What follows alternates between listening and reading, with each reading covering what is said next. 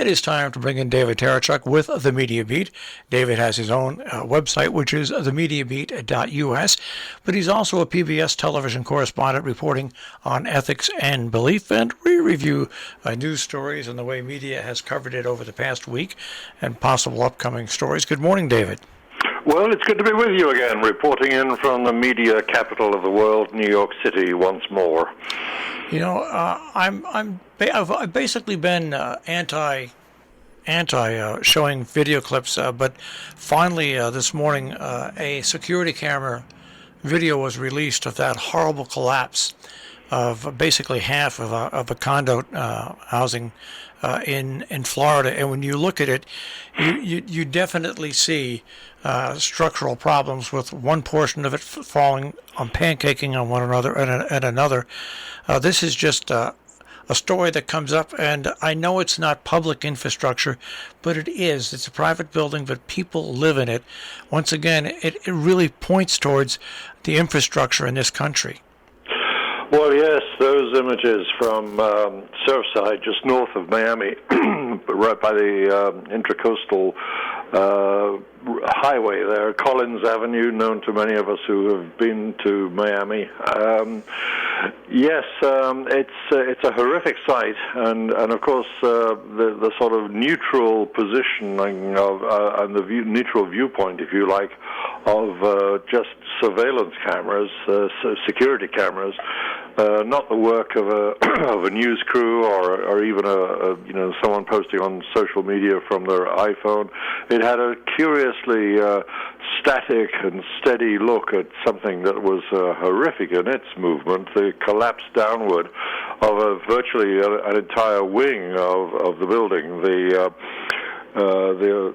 condo building, what was it? It was 12 stories high, and you could see as the corner coming away reveals all those still remaining condos, in part making it look like a sort of grim version of a doll's house. You see the people's remaining sections of their own homes left there exposed to the air.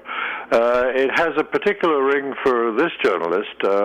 My journalism career started back in 1968, and there was an almost appalling collapse of a building there, which is still famous in the British Isles, a building called Ronan Point, which was much higher. It was 22 stories high, and there 4 people died. It's amazing that more didn't. There were many, many, many injured, and the images are terribly redolent now from this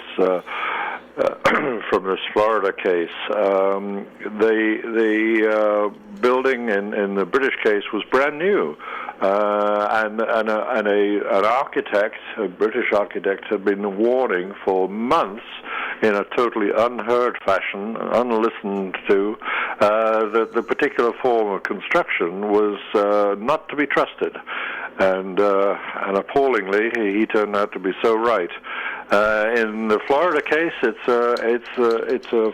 it's a matter of fact that applies across the entire country. When you come to mention infrastructure, of course, that this building was 40 years old, and it had featured in various reviews of buildings in Florida, and which at that particular part of Florida has to take into account, of course, the reviews have to take into account, of course, the exposure to saltwater air and high winds, and these are things that made the building a prime candidate for inspection, and an inspection was due.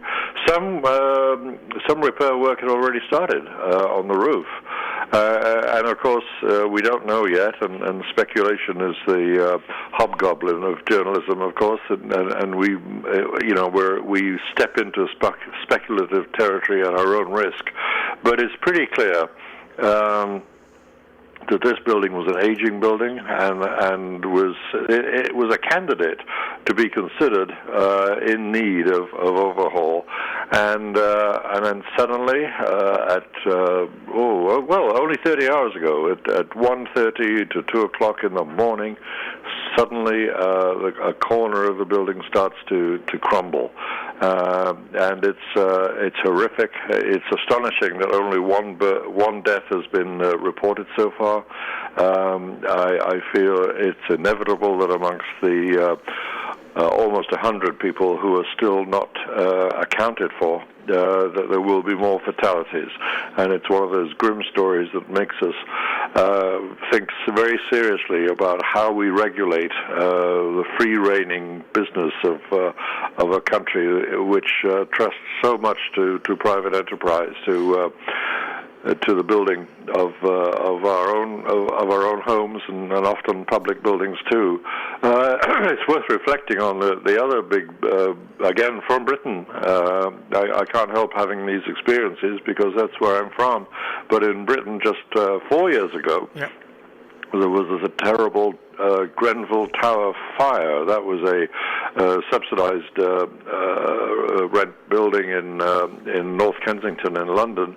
That was a terrible case of a fire taking place, and because of poor construction choices done out of the sharpest of motives, a private builder to minimize cost, the aluminum cladding and the other compound that was involved in the cladding on the outside of the building, alongside the thin membrane of aluminum, was combustible, and it cost about £2, about $3 more per piece than the non-inflammable kind, and it was combustible, and boy did it combust. Flames right up the building, and of course 72 people dead in that case, and hundreds injured.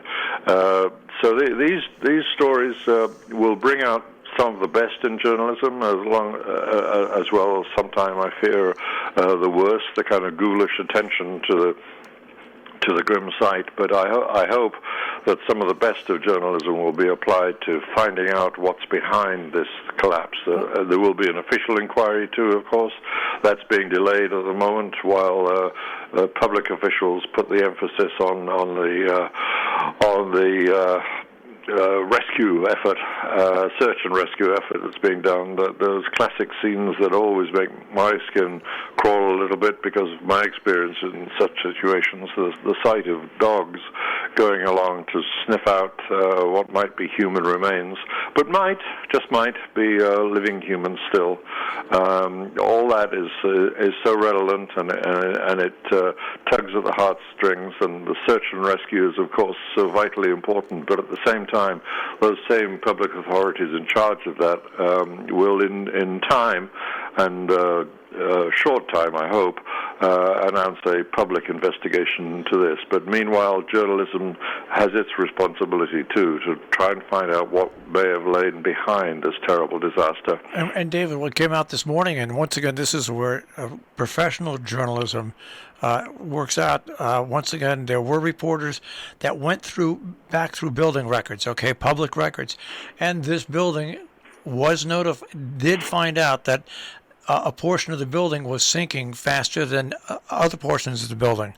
The company, I guess they were aware of it, and they had probably just started to begin. But once again, this is where good journalism takes away a lot of the tall tales that can come out when a disaster like this happens. But once again, a grim scene in South Florida, no doubt about it. I want to move on to. I hate to do this to the other guy, but once again, Mike Pence has jumped into the fray. I figure he figures he's got nothing to lose because he's not. Mike Pence has nothing to lose right now. I think you could be right by saying that. Well, he once again rebuked President Trump yesterday on the question of overturning the results of the presidential election. He said he'll always be proud of his role in affirming election results. Following the riot. They came at the Ronald Reagan Presidential Library, but he did offer an assessment of the former president's claims in the days leading up to it. Quote, "The Constitution affords the Vice President no authority to reject or return electoral votes submitted to the Congress by the states," and that that basically means that Pence contradicts everything that Donald Trump said, and not without mentioning the former guy by name. He said, quote, "Those in our party who believe that any one person could select the president, truth is, there's almost no idea more un-American than the notion that any one person could choose the American president." Well, yes. Pence is speaking out, something that Pence rarely did, of course, when he was the super loyal number 2 to the former guy. One journalistic comment I noticed in the wake of this speech, which I suppose you could say required some political courage, but that's a sign of the times, isn't it? To say that it needs courage to say the simple truth that he was pointing out. But the journalistic analysis that I warmed to most was when I read the phrase that Mr. Pence is now testing the patience of a man who still looms over the political landscape and the Republican Party. Yes, I mean that's the essence of what we're coping with now in terms of what is sometimes perhaps a little sort of ironically nowadays called the loyal opposition. The Republican Party, now in opposition, is in a very peculiar state. Loomed over, in that phrase I just mentioned, loomed over by one man, the former guy. And, you know, it does, I suppose, take some political courage to move away from him. And so, it's to be said with some degree, I think, of welcome that we can look at certain developments in Washington at the moment and say, well, perhaps the influence of the former guy is not as severe as we might have thought. There are the group of 10, the senators from 2 sides coming together, 5 Republicans, and they're the grave ones, I suppose, and 5 Democrats to make an agreement with the Biden administration on the infrastructure package being agreed yesterday, and Biden stepping forward and saying in a way that is, I think, a kind of, maybe I'm stretching this now, but it is almost a kind of mockery of a phrase that the former guy used to use a lot. And Biden said, "We have a deal. We have a deal." And sure, yeah, we now have a bipartisan deal, a remarkable thing in today's political climate. The infrastructure package is not as big as Biden wanted, but it's 2/3 the size of what he wanted. Remarkably, 5 leading Republicans, ones, of course, we knew from before, during the Trump era, of course, to be opposed to Trump anyway. So it's no great. There's been no great conversions achieved by this alliance, but it is a bipartisan alliance, and we can perhaps put that in the positive column as we assess how Washington is doing in these really bifurcated times when we're so polarized in so many things. Well, here's the great thing about what President Biden announced yesterday is that at the same time, the portion that he could not get, they're going to approach a different way, which is budget reconciliation.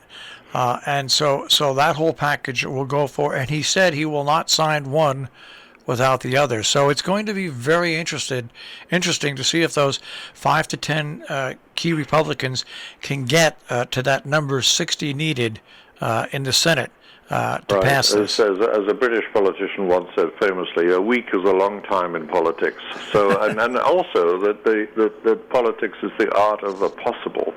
So, sure, Biden shifting his ground now, saying that we can do this in separate parts, and that one part is every bit as important as the other part. And in this case, we're talking, of course, about regarding infrastructure in a broad definition. What it's as if the agreement that was reached yesterday applies just to the hardware, if you like, of infrastructure, the nuts and bolts, the highways, the bridges, that kind of thing.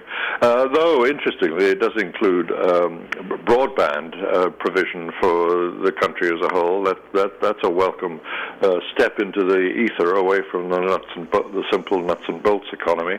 But the Biden plan, of course, is to also extend the infrastructure idea to what they're now calling human infrastructure, all the things that the Republicans said they didn't like about the previous overall package. Things like childcare to enable people to have their professional working lives made that bit easier, and of course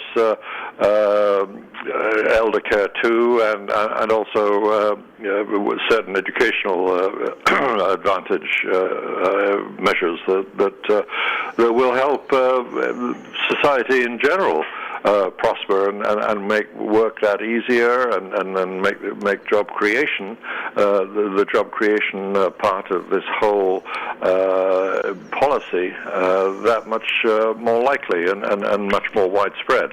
So yes, the plan is clearly in the minds of the Biden administration to adopt as much flexibility as they can, but always move forward, and that is the next move forward that we can look forward to. All right, and also under this administration, some very interesting times. China flexing its muscles against Taiwan, the British having their fleet take on China, and the United States not backing away from Russian ships. What I think this all comes back to is President Biden bringing back the United States to the worldwide stage via NATO and via the EU meetings, and even the Putin meeting. I think this is it's gone unnoticed by a lot of people, but this is a very important step for America to reemerge on the world stage. Yeah, the theme that Biden was stressing when he was in Europe last week with the G7 meeting under the hosting presence of Boris Johnson, the Prime Minister of Great Britain, and the sort of comity that he was stressing there, and then in Europe, and with the EU and with NATO, particularly with NATO, and then of course his assumption of the position of leader of the free world, that old phrase again, when he met Putin. All of this suggests, in Biden's phrase, or is supporting the notion that is formulated in Biden's phrase, America is back. Now, that might seem a little crude to some people's ears, but it's in broad terms, it's probably to be welcomed. It certainly makes a big difference from the confusion and unreliability that characterized those 4 years of the former guy. But the other thing that Biden is also doing on the international stage, which is worth emphasizing alongside this idea that America is back, is that America is also leaving. America is leaving Afghanistan.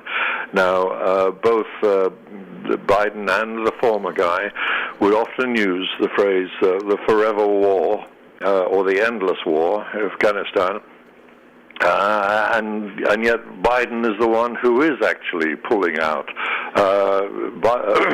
Trump made a big point in his own campaigning that he would leave Afghanistan. Well, he didn't. Like other presidents before him, he was persuaded to stay, and indeed to reinforce the United States presence in some ways. But Biden is carrying out his promise and is leaving by the 20th anniversary of 9/11, which prompted the Afghan war in the first place. My own journalistic engagement with Afghanistan long predates what's been called the endless war or the forever war.